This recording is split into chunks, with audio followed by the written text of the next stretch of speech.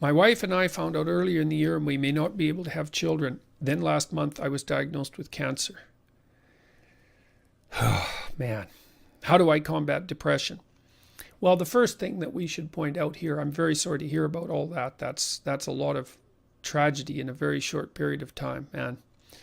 And I'm not going to give you any casual advice but maybe I can make some things clearer.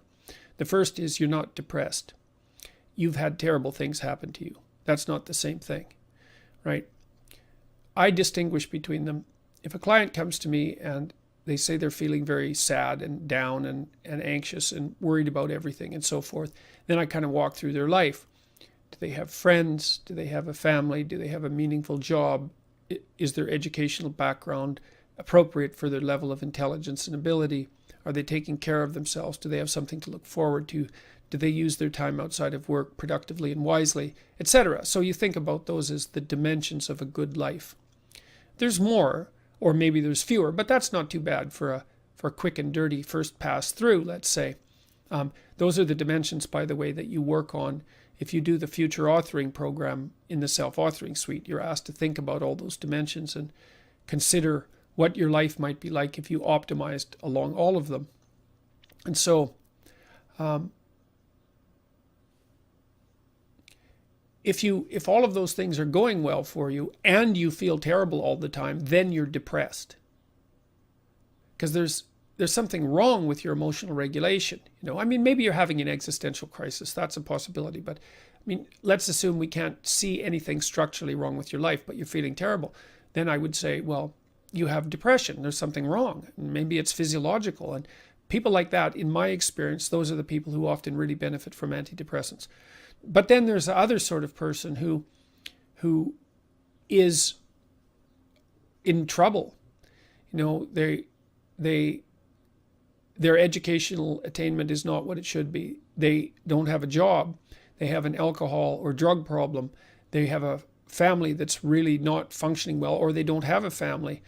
Their immediate relationship, intimate relationship, is non-existent or terrible. Their friends are non-existent or worthless and destructive. They don't get along with their relatives. They're in poor mental and physical health. You get the picture. And they're not feeling good. Their mood's low and they're anxious. That's not depression, like it might be, but but what that is a terrible life. And those are different things. They need to be conceptualized differently. Now, even if you have a terrible life, an antidepressant might be able to lift you up enough so that you can keep fighting, let's say, assuming that that's what you're doing. But an antidepressant obviously isn't going to help, isn't going to remove the facts of your terrible life. Now, you've got terrible things happening to you at the moment, and there's no simple answer to that. I would say you could take a look at chapter 12 in my book, 12 Rules for Life. It's called Pet a Cat When You Encounter One on the Street, and in part it's an autobiographical chapter about how my wife and I and my family, my son and daughter, and my extended family as well, dealt with my daughter's extremely serious illness. Well, it still plagues her to some degree, although not nearly as much as it did. She was very seriously ill when she was a teenager. And it was an ongoing crisis, continual for years of crisis. And so the question is, how do you cope with that? And the first answer is, you shrink your time frame. You've had these, especially with regards to your diagnosis. It's like all of a sudden your future has been thrown completely into chaos. And you don't know how to deal with that. And who would? You do what you can to stabilize your medical treatment and to optimize your quality of life while that's happening. A very complicated thing to do. And then I would say you live for the day, for the week maybe a week's too much even, but for the day. It's like you get up in the morning, you think, I need to do everything I can to make this day as meaningful and and rich as I possibly can. And hopefully I will have had a full day by this evening, and then I'll be able to sleep. And then I'll be able to get up in the morning and say, I'm going to try to make this day as useful and meaningful and engaging as it can be. And then maybe when you're really sick, you don't have a day, you have hours. And then you do the same thing for the hours, and then maybe you do the same thing with the minutes. I would also say, you've been through a lot of shock, and it's conceivable that you might need to talk to someone. It's also conceivable that an antidepressant could help you.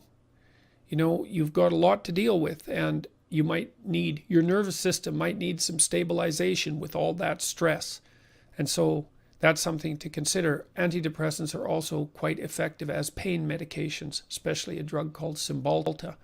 So that's also worth knowing, because you need to know about effective pain medication. It's very important. In extreme situations of pain, opiates, of course, are the drug of choice, but you can use drugs like methylphenidate, the Ritalin, the ADHD drug. You can use them as adjuncts to pain medication, and people need to know that, because they're basically amphetamines. Amphetamines have analgesic properties, but they also they also maintain alertness.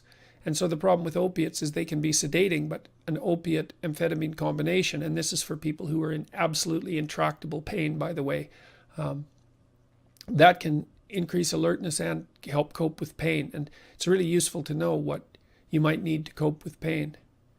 So I would say shrink your time horizon, and then, thank you.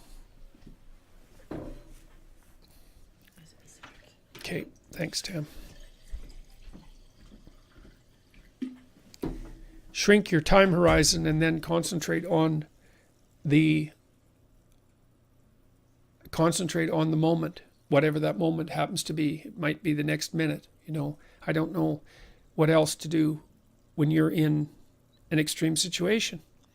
The other thing, I guess the final thing I would say with regards to we may not be able to have children. Well, you need a plan to address that to the best that you can, to the best way that you can. And then you have to give yourself some time to reconceptualize your life and your future. And I would say news like we may not be able to have children, that probably takes about a year or a year and a half to digest. So don't be too hard on yourself if you haven't figured it out yet. It's any major life transformation, like a really major life transformation, I would say takes a minimum of a year to really adapt to.